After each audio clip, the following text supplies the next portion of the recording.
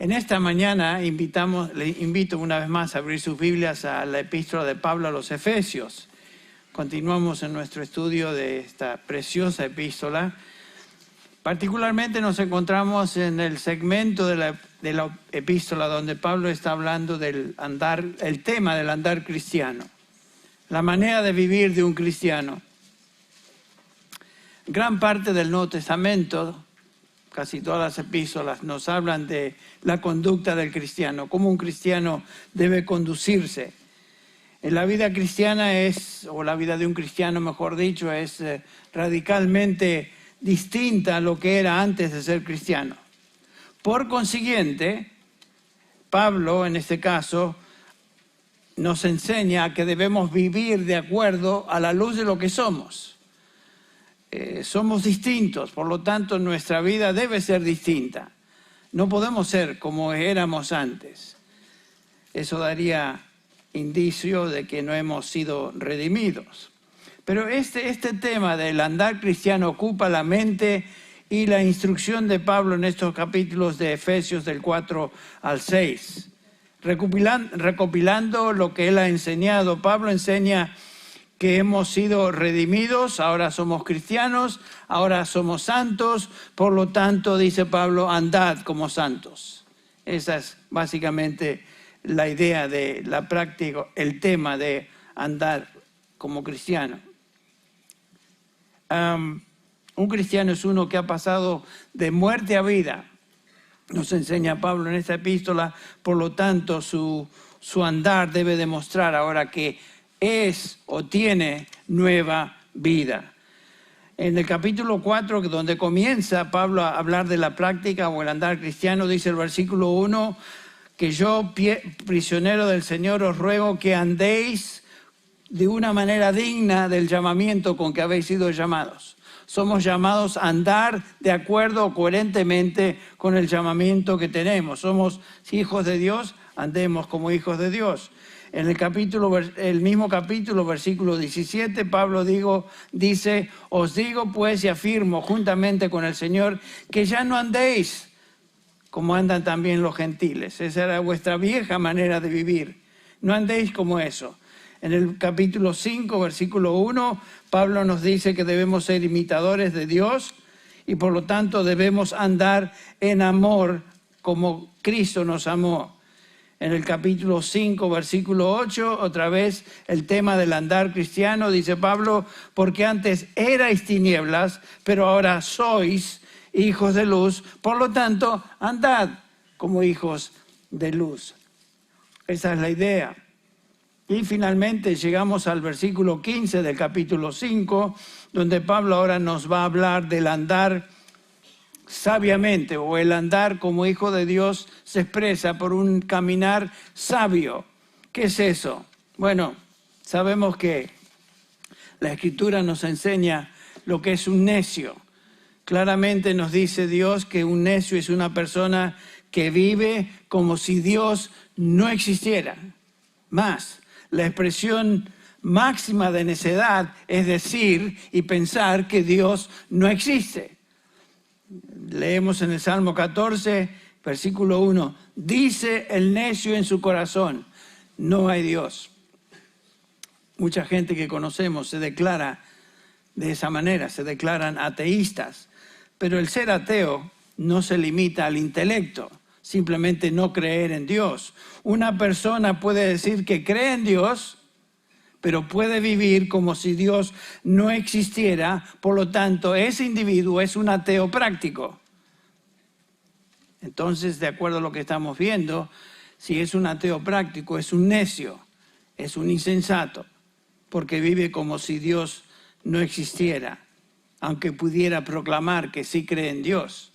Estaba hablando con una señorita esta semana y me decía, yo le dije, mira, estoy orando, hace un tiempo que estoy orando por vos, en inglés, por supuesto, no era argentina la chica, así que no le hablé de vos. Y me dice, ¿por qué? Bueno, porque estoy preocupado en tu vida espiritual. No, pero yo creo en Dios. Inmediatamente me dice eso. Sí, cree en Dios. El problema es que vive una vida como que Dios no es importante porque vive en una relación ilícita con su novio. Entonces, no, pero yo creo en Dios. Es como, ¿por qué estás orando por mí? Yo creo en Dios, como que no lo necesito. Sí lo necesita, porque desde el punto de vista bíblico, esta mujer o cualquier ser humano en esa condición es un insensato. Una persona que vive como si Dios no existiera. Entonces Pablo está hablando en esta sección que comenzamos con el versículo 15 de la importancia, lo vital que es vivir sabiamente. Dice versículos 15 al 17 lo siguiente. Así escribe el apóstol. Mirad pues con diligencia, no es de vez en cuando, es continuamente estar alertas, andad con diligencia, cómo andéis. Mirad cómo andéis, no como necios, sino como sabios, aprovechando bien el tiempo, porque los días son malos. Por tanto, no seáis insensatos, sino entendidos de cuál sea la voluntad del Señor. Esta es una exhortación. Este es un mandamiento a santos. Pablo se expresa. Al principio del capítulo 1, versículo 1, se dirige a santos, se dirige a redimidos, se dirige a hijos de Dios, como somos la mayoría acá. Y la exhortación es de andar diligentemente, no como insensatos, sino como sabios, lo cual me indica a mí que nuestra tendencia es ser insensato. O Dios no nos diría de una manera enfática, como lo tenemos acá, con diligencia, tener cuidado cómo andéis, no como necios, sino como sabios. Una de las áreas en la que demostramos insensatez, necedad, como vemos acá, es justamente en el uso de nuestro tiempo. No pensamos mucho en esa conexión. Cómo uso mi tiempo indica si soy o no soy sabio. Cómo uso mi tiempo indica si realmente estoy andando sabiamente o estoy demostrando que soy bastante necio o insensato aún. Y está dirigiéndose Pablo a cristianos, a personas como tú y yo, aquellos que somos hijos de Dios. Muy bien, entonces dice el versículo 16 que una de las maneras que demostramos si somos sabios es cómo usamos nuestro tiempo. Dice el versículo 16, aprovechando bien el tiempo. Nos detenemos ahí un segundo. Piensen si eso es un área donde nos cuesta trabajo vivir, usando bien el tiempo. Todo lo que tenemos que hacer es pensar en cómo hemos gastado los días, digamos, esta semana, por no ir muy lejos. ¿Cómo gastamos el tiempo? Y estoy hablando no del tiempo que usted trabaja porque es su empleo. Estoy hablando del tiempo que usted tiene para gastar, por decirlo así. Porque eso es lo que hacemos con el tiempo. Lo gastamos, no lo podemos ahorrar. ¿Cómo lo hemos hecho esta semana? Y si somos francos y honestos, la verdad que nos damos cuenta, bueno, sí, la verdad que pudiera haber usado el tiempo mejor en esta área o en estas horas, o cada uno de nosotros sabemos a qué me estoy refiriendo. Redimiendo el tiempo, aprovechando bien el tiempo, dice Pablo.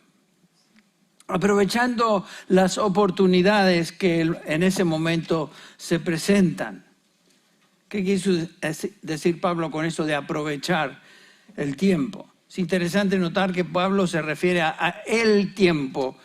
Está precedido el tiempo con el artículo definido, el, lo cual enseña que no se está refiriendo a cualquier tiempo o a un tiempo indefinido, sino a el tiempo. Pensemos en eso.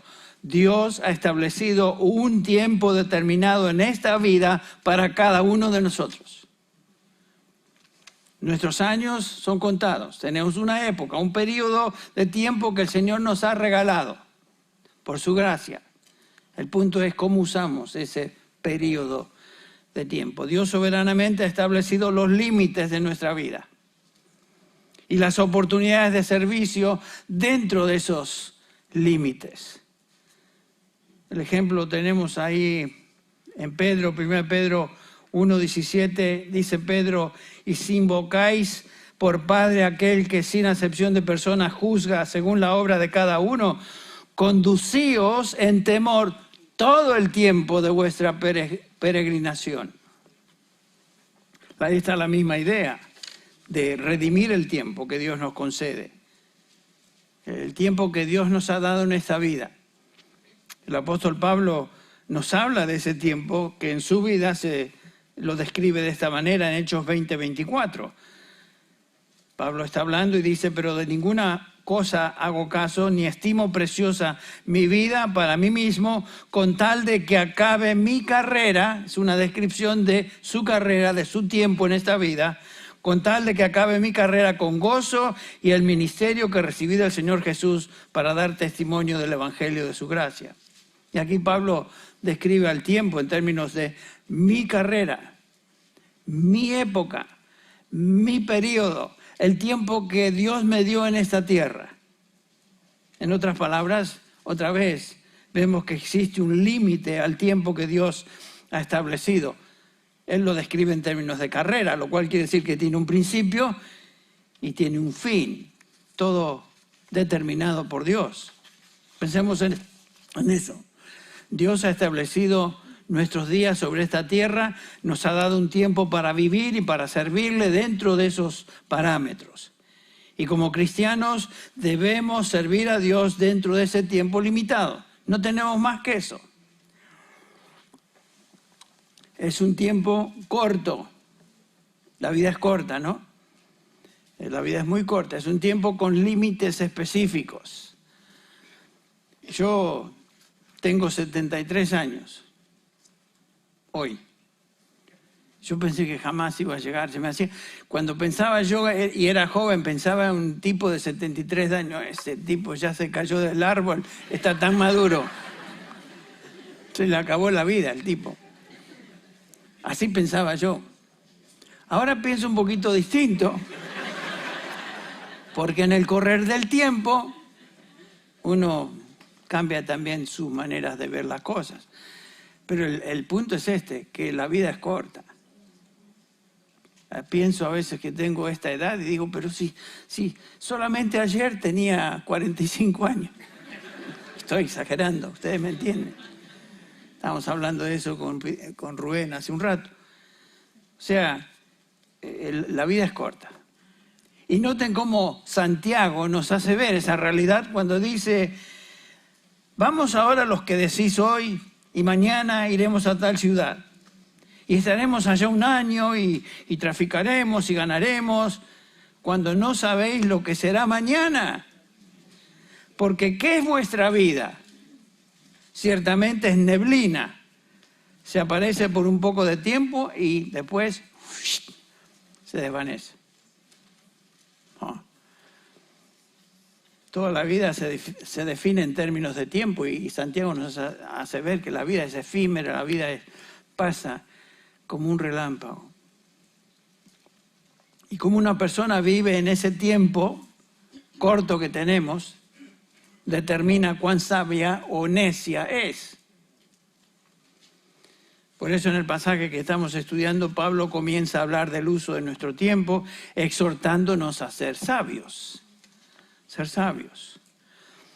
Como leímos en Proverbios y el Salmo 1, dijimos que andar sabiamente es andar de acuerdo a los principios establecidos en la palabra de Dios, o sea, la ley de Jehová. Dice, feliz es el hombre, bienaventurado es el hombre, y pudiéramos poner ahí, sabio es el hombre, que no anda de esta manera, sino que en la ley de Jehová está su delicia, y en ella medita de día y de noche. Esa persona es sabia. Y Pablo no está hablando aquí de sabiduría en términos de ejercicio intelectual. No está hablando acá de obtener y agregar más conocimiento o información a lo que ya sabemos. Pablo está hablando en términos de práctica. Un hombre sabio es un hombre que medita, piensa y vive según los principios que se encuentran en la palabra de Dios, en la ley de Jehová. Ese es el sabio. Ese es el sabio. El cristiano es un hombre que ha sido transformado y vive de acuerdo ahora entonces a principios y la nueva orientación de su vida. Desde el momento de su salvación, el creyente en potencia es un sabio.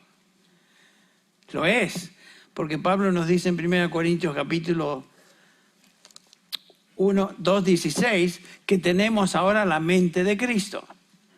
Y noten cómo nos describe Pablo en 1 Corintios 2:16. Nos dice que ahora tenemos la mente de Cristo. O sea que por su Espíritu y por la revelación de su palabra tenemos la mente de Cristo. Y nos dice Colosenses 2:3, en Él, en Cristo, están escondidos todos los tesoros de la sabiduría y del conocimiento. Entonces, si tenemos a Cristo, si estamos en Cristo, potencialmente tenemos acceso a todo lo que es importante en términos de sabiduría. Y Pablo otra vez está hablando de sabiduría espiritual, no sabiduría puramente intelectual, como la sabiduría del mundo. Entonces, para el mundo, somos necios. Pablo nos dice también en 1 Corintios capítulo 1 que nosotros predicamos a Cristo crucificado, para los judíos ciertamente tropezadero y para los gentiles, o sea, básicamente se refiere a los griegos, el mundo no judío. Esto es locura, cosa de locos, esto del Evangelio. Mas para los llamados, así judíos como griegos, esos son los salvados, los redimidos de toda nación y trasfondo étnico y lengua, etcétera, como escuchamos ayer. Cristo es sabiduría de Dios a nosotros. El versículo 30 de 1 Corintios 1 nos dice que Dios nos colocó en Cristo y Cristo fue hecho para a nosotros sabiduría de Dios. Claro, en Cristo ahora somos sabios, espiritualmente sabios, desde el momento que fuimos redimidos. Pero, por supuesto, esa sabiduría que comenzó en el momento de nuestra salvación crece, continúa, se edifica en la medida que estamos expuestos a lo que Él ha revelado en su palabra. Y crecemos en sabiduría también. El hombre sabio, por lo tanto, como vimos en el Salmo 1, es uno bienaventurado. Es uno que se deleita en la palabra de Dios. Medita en ella. Noten que no es simplemente leer la Biblia, un versículo al año no hace daño, no, sino que la leemos y meditamos en ella, pensamos en lo que dice, rumiamos, como hace una vaca cuando come el césped, cuando come el pasto. Rumea, lo mastica, lo mastica, lo mastica. Eso es lo que debemos hacer en términos de la palabra de Dios. Un hombre sabio es uno que entonces está expuesto a la palabra de Dios, se deleita en ella, medita en ella y finalmente actúa según lo que se encuentra en ella, en la palabra de Dios. Entonces, vivir sabiamente, de acuerdo a los principios que tenemos en la palabra de Dios. En segundo lugar, versículo 16 otra vez, para el cristiano vivir sabiamente es vivir consciente de que sus privilegios, su vida es corta, sus privilegios son limitados. Otra vez el versículo 16 dice, aprovechando bien el tiempo porque los días son malos. Estaremos viendo eso en un instante. Otra vez la palabra que ya mencionamos y aquí se expresa, tiempo, no es la palabra cronos que da la idea de tiempo en horas, un calendario. Secuencia de minutos, horas, días, no. Esa es la cronología o cronómetro, de ahí sacamos esas palabras. No es la palabra cronos, sino es la palabra kairos. Y otra vez hago hincapié en esto, se refiere a épocas, a periodos fijos. Pudiera traducirse como oportunidad. Y lo que Pablo está diciendo es que debemos vivir sabiamente, aprovechando bien el tiempo, las oportunidades que tenemos. Tal vez la manera en que usamos las oportunidades del día determina más que ninguna otra cosa cuán sabios o faltos de sabiduría somos. Piensen en eso. ¿Qué sabio soy? ¿Qué tan sabio soy? ¿Qué tan sabia soy?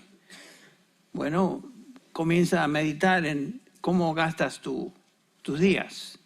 ¿Se acuerdan del Salmo 90:12? Un salmo precioso que nos dice justamente, nos insta a ser sabios de esta manera. Salmo 90, versículo 12. Enséñanos a contar de tal modo nuestros días que traigamos al corazón, ¿qué? Sabiduría. Entonces hay una gran conexión, una conexión íntima entre el tiempo, los días y cómo gastamos ese tiempo, cómo lo usamos. Una persona que sabe llevar la contabilidad de sus días, que está consciente y es cuidadoso del uso de sus días, es una persona sabia a la luz de la Escritura. Entonces te pregunto otra vez, ¿cómo es tu día hoy? ¿Cómo va tu día hoy? ¿Cómo fue tu día ayer? ¿Qué tal? Piensa en eso. ¿Cómo será tu día mañana? Y otra vez, pensemos entonces lo siguiente, un necio, un insensato, despilfarra sus días, despilfarra sus oportunidades. Y todos hemos hecho eso, de vez en cuando.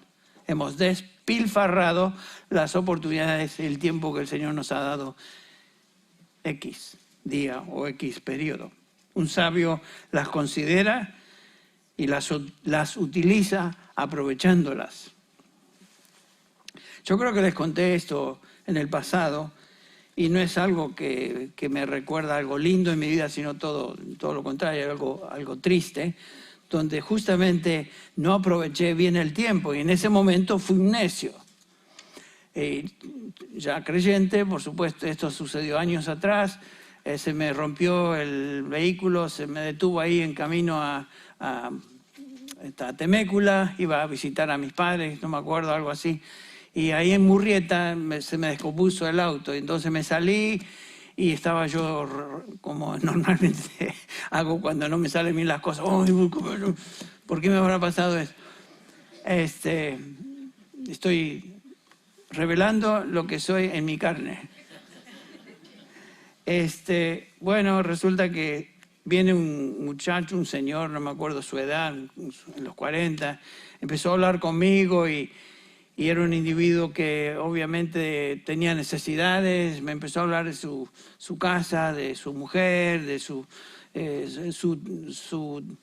deseo de tomar y emborracharse y qué sé yo, y yo estaba pensando en el auto en lugar de estar pensando en él. Y bueno, ya pasó todo, pero yo me di cuenta, este hombre tiene necesidad. Y yo aquí estoy enfocado en mi auto.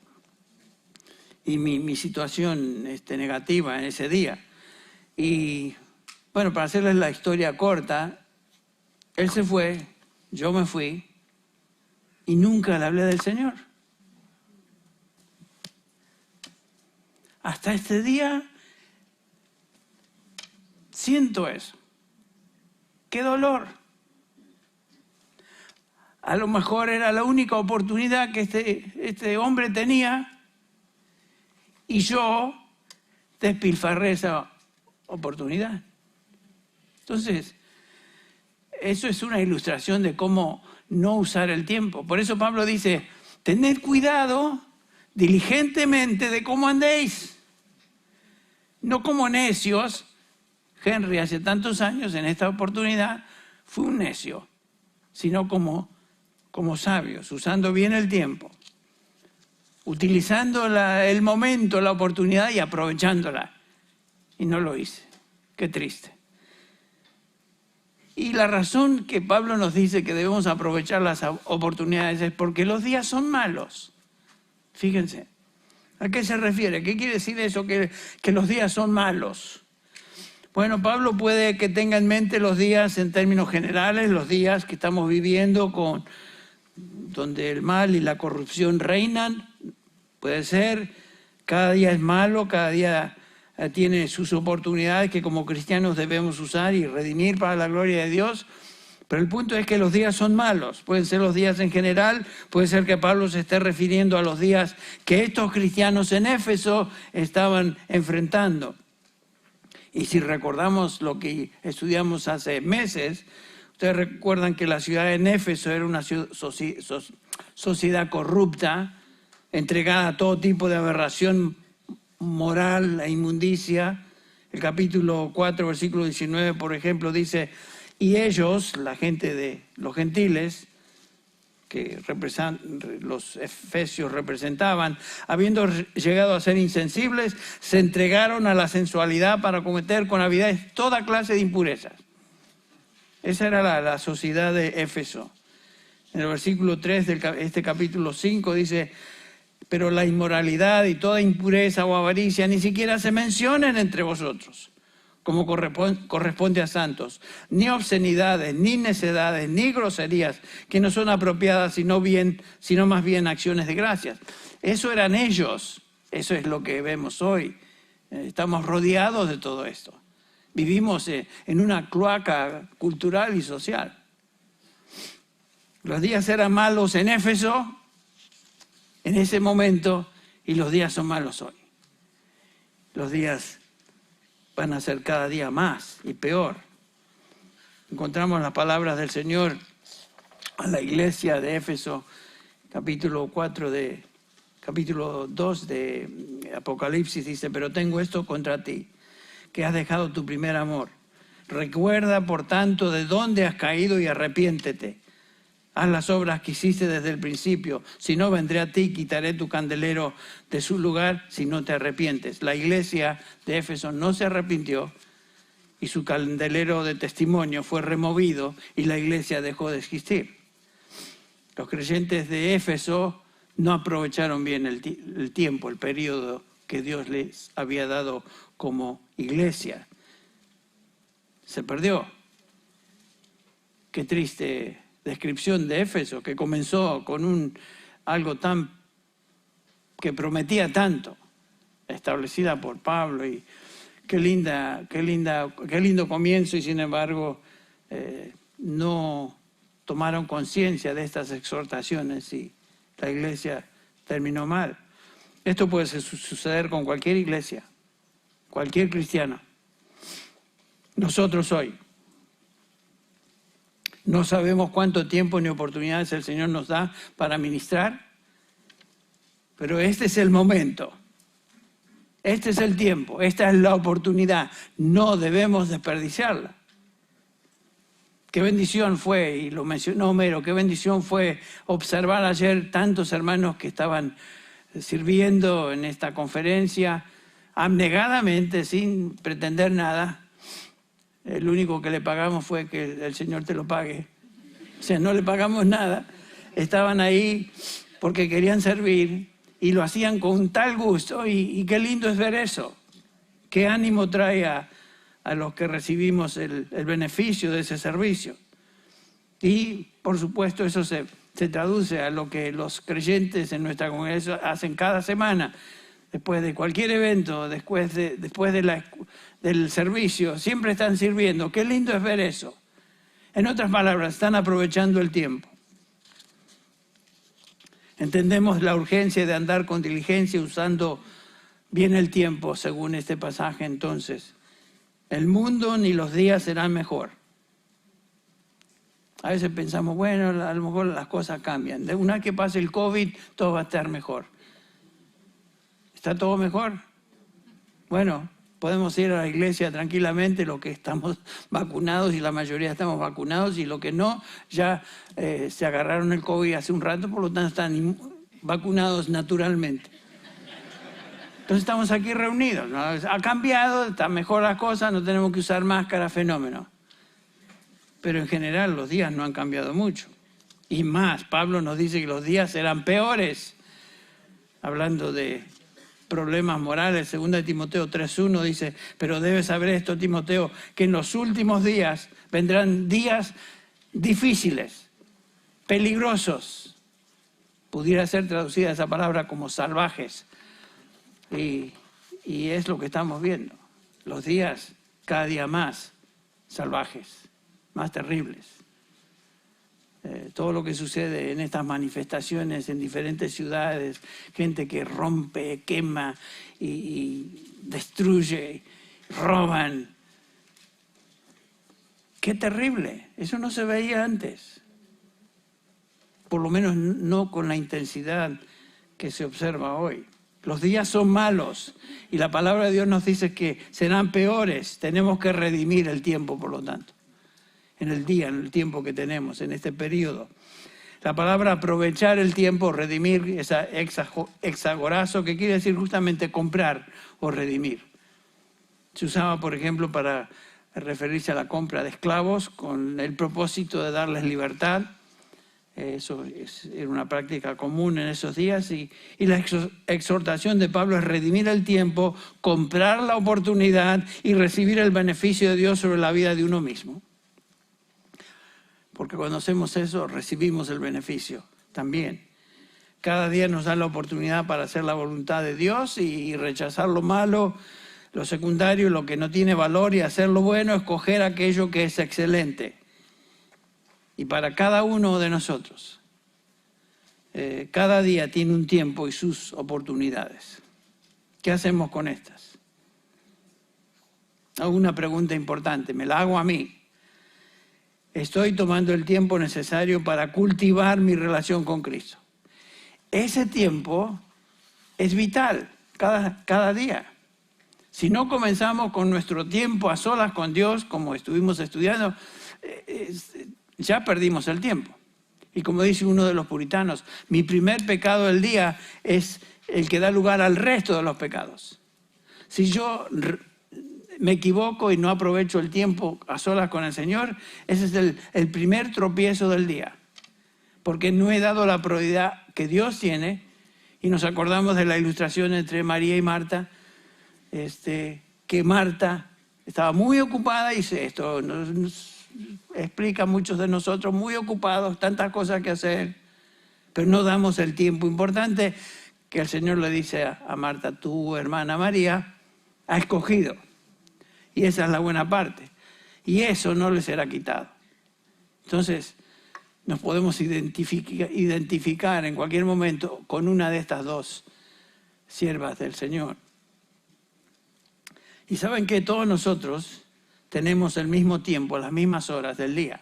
Todos. Todos tenemos 24 horas al día y 12, 12 ciertamente podemos usar.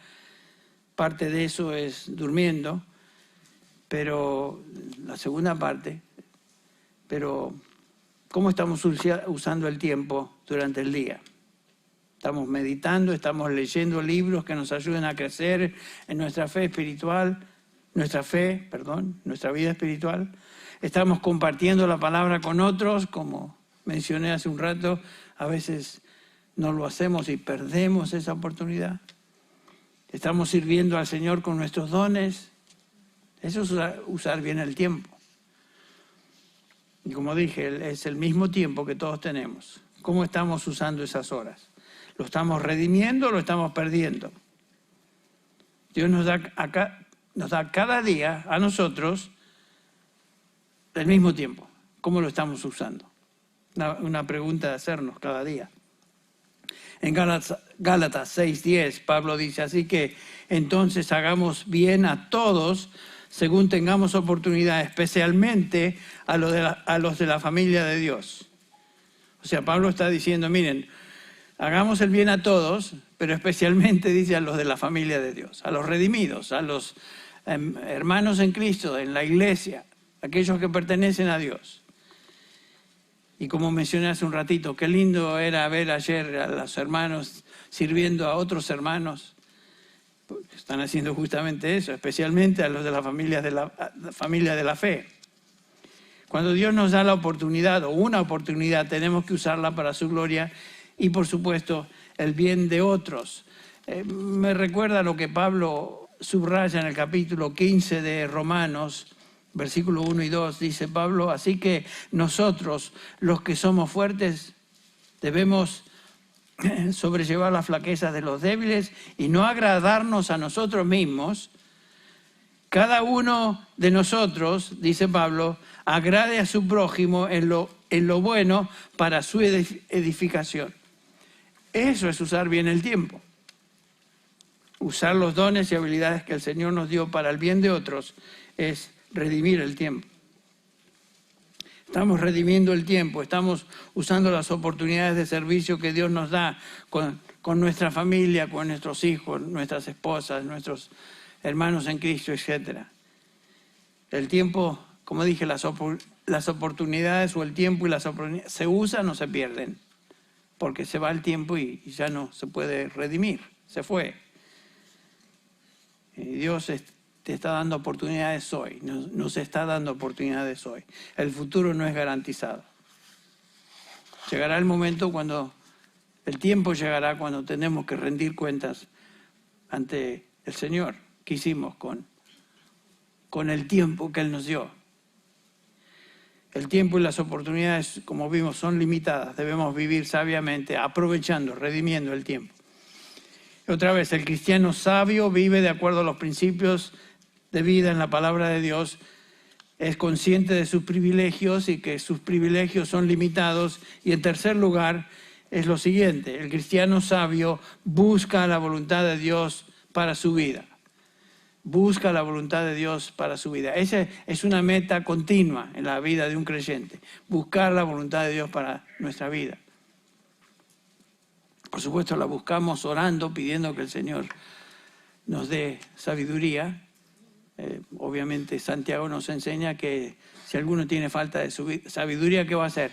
¿La va a comprar al mercado? No, pídala a Dios, el cual da a todos abundantemente y le será dada. Pero pida con fe, dice el versículo 5, qué interesante. En la sabiduría, creo, entonces comienza buscándola, comienza pidiendo que el Señor nos dé sabiduría. El Salmo 119, versículo 18, abre mis ojos, Señor, abre mis ojos y miraré las maravillas de tu ley. Si la sabiduría se encuentra en la palabra de Dios, entonces debemos pedir que Dios nos dé sabiduría para entender la palabra de Dios. Dice entonces Pablo en el versículo 17, regresamos a nuestro texto, 5:17 de Efesios, así pues, no seáis necios, sino entended cuál es la voluntad del Señor. Noten eso. Esto asume, por supuesto, que conocemos su palabra revelada y crecemos en el conocimiento de esa palabra. Un cristiano es consciente de la urgencia del momento, sabe que los días son malos, reconoce cuáles son sus prioridades, aprovecha el tiempo y, en tercer lugar, un cristiano sabio busca, entiende la voluntad de Dios cada día más. Un necio, en contraste, actúa sin tener en cuenta la voluntad de Dios, no le importa. Eso caracteriza a todo el mundo. No le importa la voluntad de Dios. Volviendo a la ilustración de esta chica, no, yo creo en Dios, como defendiéndose. Entonces, ¿por qué es que su voluntad no te importa? O sea, no conoce la voluntad de Dios, de cómo vivir de una manera sabia, una manera digna de Dios. Ella vive según sus apetitos, lo que le da la gana. Y ¿saben qué interesante? Porque si ustedes y todos tenemos gente que conocemos, que algunos son lindos, linda gente, decimos, qué buena persona es esta, ¿no? Y normalmente, humanamente, uno dice, sí, son buenos, pero el problema es que no son sabios, porque viven según su voluntad, no les importa la voluntad de Dios. Un creyente es distinto. Sabe que sus días son malos, los días son malos, sabe que necesita a Dios, es un sabio en el sentido de que vive en conformidad ahora a la voluntad de Dios. Regresemos a nuestra vida antes de ser creyentes. ¿Qué nos importaba a Dios? Íbamos a la iglesia, tal vez, nos criamos en un ambiente evangélico y hacíamos las cosas según lo mejor que podíamos, pero en general no nos importaba la voluntad de Dios. Vivíamos como queríamos. Ahora, muchos creyentes luchan con este concepto de la voluntad de Dios. Quieren hacer la voluntad de Dios, pero no están seguros cómo encontrarla. Y siguen métodos y estrategias de la voluntad de Dios que no se encuentran en la Escritura. Por ejemplo, algunos piensan que la voluntad de Dios se encuentra en emociones internas. Existen tales personas. Sentimientos, pensamientos subjetivos. Y según cómo se sienten, esa debe ser la voluntad de Dios, me está guiando aquí. Como este amigo que tenía en la universidad, que pude hablar con él después de muchos años, hace un par de semanas atrás. Este tipo era así, muy místico. Dice, yo creo que Dios me está diciendo que me debo casar con esta chica. Y le pregunto, ¿le hablaste? ¿Le preguntaste? No, pero siento que Dios me está diciendo. Por supuesto, él fue y le habló y lo mandó por la vía, ¿no? ¿Qué me voy a casar con vos? ¿Estás loco? Pero ¿por qué decidió hacer eso? Porque él pensaba que en sus sentimientos estaba siendo guiado y escuchaba algo que Dios le decía. Habla con, ni me acuerdo cómo se llamaba la pobre víctima. Pero así era como este muchacho, hasta el día de hoy se maneja así.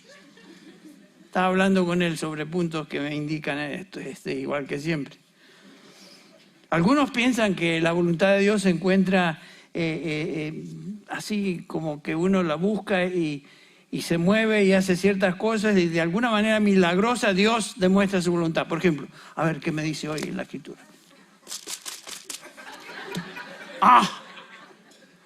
Aquí está la voluntad de Dios para mi vida hoy. Al atardecer, sus discípulos descendieron al mar. Ahí está. Voy a ir a la playa. Voy a descender al mar y voy a buscar su voluntad. Ahí está. Dios me habló. ¿Cómo que te habló? Su palabra dice. Hay gente que funciona así. Algunos de ustedes tal vez funcionan así, no sé. Dios no promete mostrarnos su voluntad por medio de sueños, por visiones, por circunstancias extrañas o milagrosas. Sin embargo, Dios desea enseñarnos su voluntad. Y su voluntad no se encuentra en estas cosas que estoy mencionando. Su voluntad se encuentra en su palabra. No específicamente en particulares que Dios tiene para mi vida personal, pero sí por medio de principios que Él ha revelado en su palabra que podemos encontrar su voluntad. Dios no me va a decir a mí con quién casarme, o como este individuo pensaba. Dios no va a decirme qué trabajo tomar. Así en voz clara y que yo vaya la palabra, el trabajo tuyo va a ser tal. No. Pero Dios guía por medio de principios en su palabra, por medio de los cuales puedo entender su voluntad.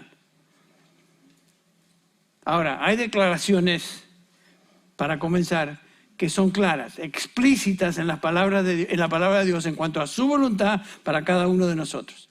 Ahí sí no hay falla. Ahí sí podemos entrarle sin ningún lugar a dudas.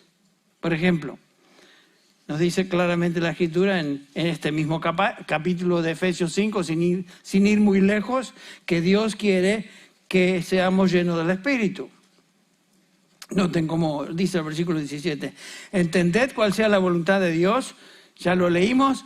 ¿Cuál es? Versículo 18. No os embriaguéis con vino, en lo cual hay disolución, sino sed llenos del Espíritu. Bueno, eso es una declaración explícita. Dios quiere que camine y sea lleno del Espíritu Santo. Si vamos a Gálatas 5, que es un pasaje bastante paralelo, nos indica el pasaje, el versículo 16, que Pablo ahora manda a los creyentes, como mandó a los efesios, ahora a los gálatas, andad en el Espíritu y no satisfagáis los deseos de la carne. Capítulo 5 de Gálatas, versículo 16. Porque el deseo de la carne es contra el Espíritu y el del Espíritu contra la carne, y estos se oponen entre sí para que no hagáis lo que quisierais. Claro, queremos saber la voluntad de Dios, ahí está una declaración específica. Otra declaración específica la tenemos acerca de la voluntad de Dios, la tenemos, por ejemplo, en 1 Tesalonicenses 4:3.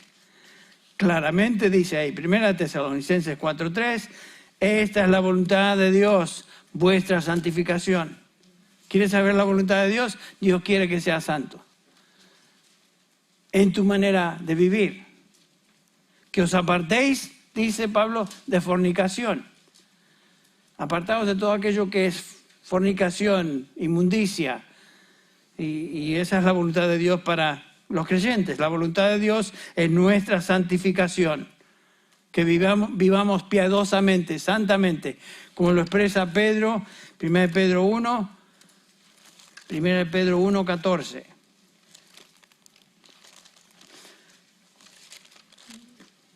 1:14, sí, aquí lo tengo, 1 Pedro 1:14 al 16. Ustedes ya me ganaron, ya lo encontraron. Como hijos obedientes, versículo 14, 1 Pedro 1:14. Como hijos obedientes, no os conforméis a los deseos que antes teníais en vuestra ignorancia. Esa es la manera de vivir, somos distintos. Versículo 15, sino que así como aquel que os llamó es santo, así también sed vosotros santos en toda vuestra manera de vivir. Y luego Pedro hace referencia a Levítico, capítulo 11 de Levítico, donde dice claramente, porque escrito está, sed santos porque yo soy santos. Esta es la voluntad de Dios para nosotros, que seamos santos. Hay muchas cosas que son tan claras que no tenemos que tratar de averiguar qué es. Ahí está. En 1 Pedro 2, Dios quiere que seamos sumisos a las autoridades que Él ha establecido. Noten eso. 1 Pedro 2:3. Por causa del Señor, someteos a toda institución humana, ya sea al rey como al superior o a gobernadores, como por Él enviados para castigo de los malhechores y alabanza de los que hacen el bien, porque esta es la voluntad de Dios. Claramente tenemos que someternos a los que Dios ha puesto como nuestros gobernantes. ¿Nos caen bien? ¿Nos caen mal? ¿Sirven? ¿No sirven? No importa, porque el gobernante fue puesto ahí por Dios. Por lo tanto, su voluntad es que nos sometemos a la autoridad. Ahora, siempre y cuando el gobernante no nos manda a hacer cosas que Dios prohíbe. Esa es la idea. Es la voluntad de Dios que vivamos dignamente como ciudadanos de nuestro país y en sumisión a las autoridades que fueron puestas por Él mismo en ese lugar. Cuando miramos nuestro gobierno hoy y vemos tantas cosas raras, no importa, nos sometemos. Nos caiga bien o nos caiga mal, nos sometemos. ¿Por qué? Esta es la voluntad de Dios. ¿Se equivoca Dios? No, no se equivoca Dios, pero esa es su voluntad. Otra afirmación explícita de la voluntad de Dios la encontramos en 1 Tesalonicenses 5, donde dice que debemos ser agradecidos en todo. ¿Se acuerdan?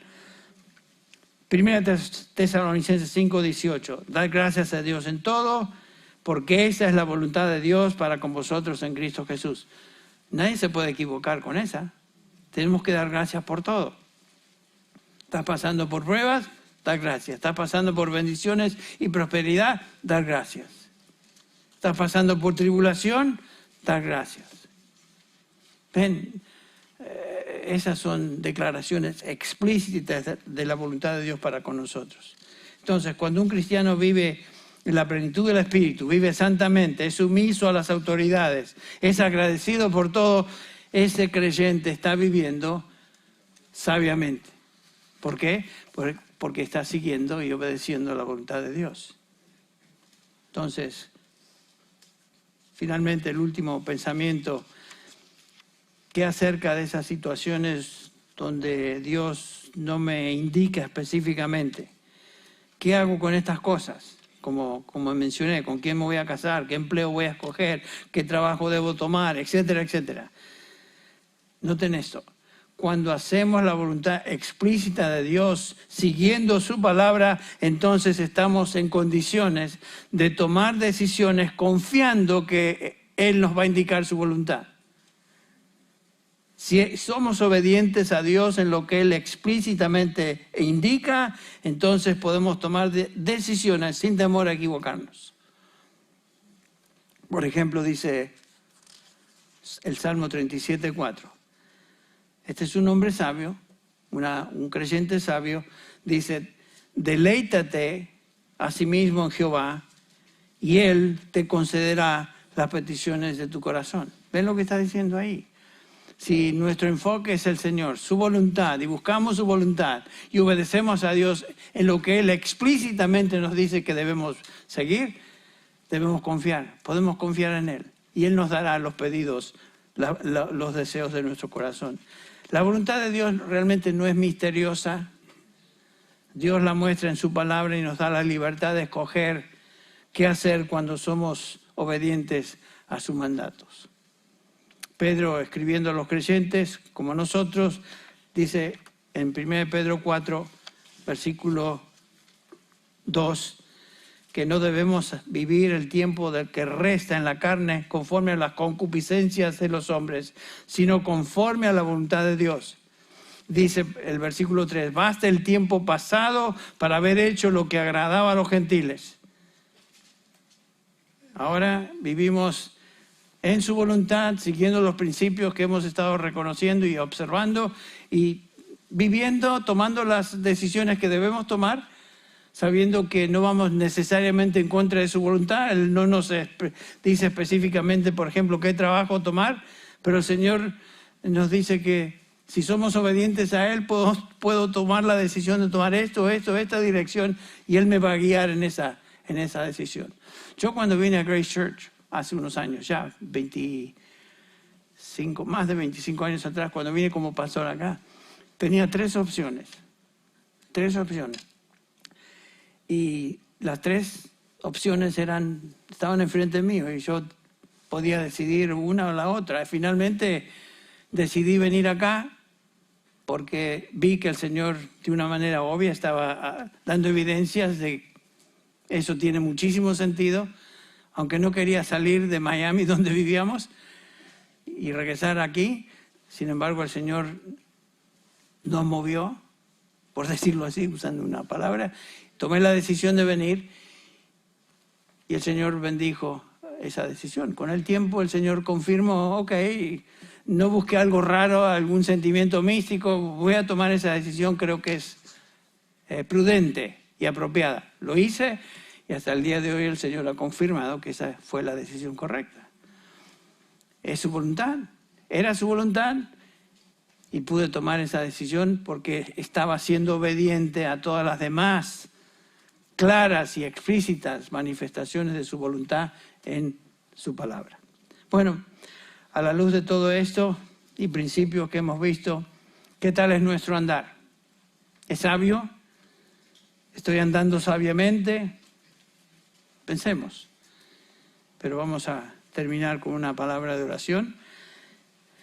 A la luz de lo que hemos considerado hoy, que el Señor continúe obrando en nuestra vida y dándonos sabiduría.